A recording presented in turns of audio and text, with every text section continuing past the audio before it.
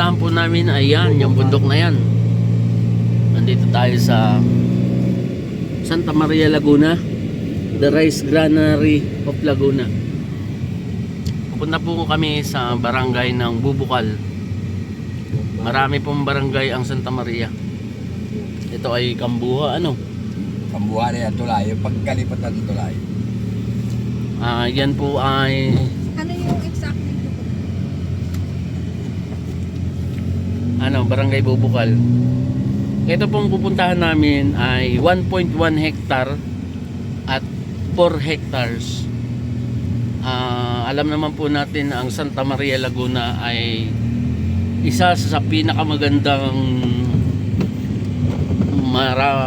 farmland dahil dito po ay tumutubo maganda ang lansones, rambutan at saka po yung dalandan. Yan yung mga pangunahing produkto nila. Yung lupang pupuntahan po namin ay maraming fruit bearing. At kausap po natin dito mismo yung mismong may-ari. Nakadirect po tayo sa kanya at siya po mismo yung nagbigay ng presyo sa ating mga viewers, buyers na interested doon sa lupa na ipapakita namin ngayon. Mismong ating seller ay makakausap po ninyo at tayo ay makikipag negotiate sa presyong ibinigay niya. At ito ho ang Kambuha. Ilang barangay ang Santa Maria Laguna? 27. 27 barangay po ang Santa Maria Laguna. Abot po ito sa Marilaki Highway, yung pong sa Marcos Highway. Yun ang boundary. Tapos po ang mga kapitbahay po nito dito, yung Mabitak Laguna, Pami Laguna at Siniluan Laguna. Ang pinakadaan po nito ay dyan sa Manila East Road, sa Pililla. Yan, pwede po yan. Pero may isang option dyan po sa Marcos Highway na mas mabilis kung galing po ng Metro Manila. Mga ilang video po ang aking magagawa dito sa vlog natin. Ito lamang po yung umpisa. At yung link ng ating mga video na susunod dyan sa property mismo ay iano po natin yan. Ilalagay natin yung link ng video para pag click nyo po mapupunta po agad kayo doon sa ating sa ating pong mga viewers. Much better po na nakasubscribe po kayo para po doon sa mga next namin na i-upload ay mas updated po kayo. Paki-like and share lang po ng ating video.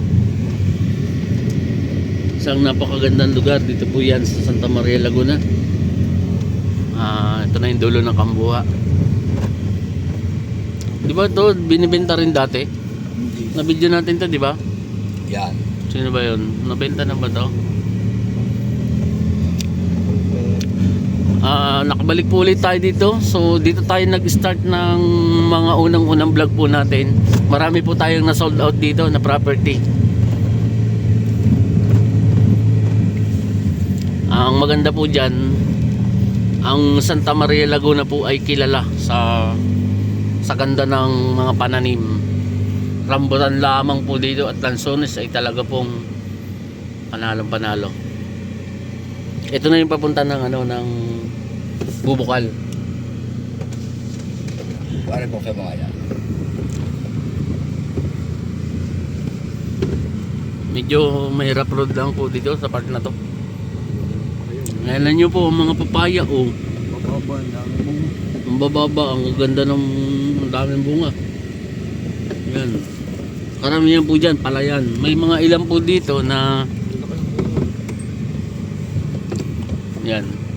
mababa ng bangko na rin. So mamaya po ang gagamitan natin pang video yung isa para mas malapad-lapad siya, mas wide. Maganda po ang panahon ngayon. Pinagbigyan tayo. Ganito po ang kalsada pa. May konti pang rough road pero karamihan naman dito cemented na. Kaya maganda rin kung may 4x4. Kahit po ito po napakaliit po ng aming sinasakyan pero kaya naman. Kasi po kung ang hinahanap po ninyo is yung mga pang farm na lupa, may mga fruit bearing na po, ay sigurado po ang Santa Maria Laguna ang isa sa pambato pagdating po sa mga prutas na fruit bearing na may lupa na maraming tanim na fruit bearing. Maganda po ang lugar na ito. Halos mga dalawang oras lang man po yan from Metro Manila. 2-3 pinakamatagal. Nabenta na kaya yung 16? Eh? Yung 16 hectares nabenta na? Na, isang parsela lang. Ang dami niyan eh. Ay, ayaw magbigay ng daan. Ito yun eh, may 16 hectares po kami dito. Ayaw magbigay ng daan. So, sementado na po dito. May mga kabahayan.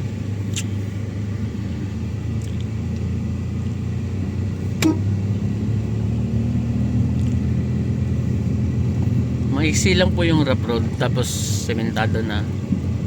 Yan. Sa isang sulok, sa isang barangay ng Santa Maria Laguna. Ang pangalan po ng barangay na ito ay Barangay Bubukal. Ba't kaya Bubukal? Maraming bukal? Ay, dito talaga maraming tubig. Matubig po yung lugar, ibig sabihin mabukal, kaya po Barangay Bubukal.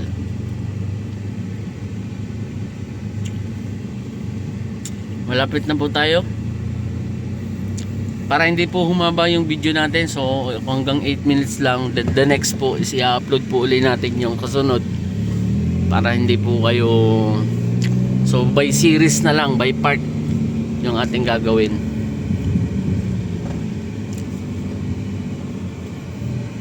Mahirap road po uling konti. Mga ano na eh, sunog na. Yan na yung papasok dyan, ano? Oo. Ito na yun, ano? Malapit na. Malapit na po dito. At least po dun sa viewers natin, magmula dun sa, dapat pala na video ko siya hanggang dun sa mismong bayan. Susunod po siguro marami pa uli kaming iba-vlog dito ng lupa. Aming babalikan yung mga magaganda pang may fruit bearing sa lugar na to.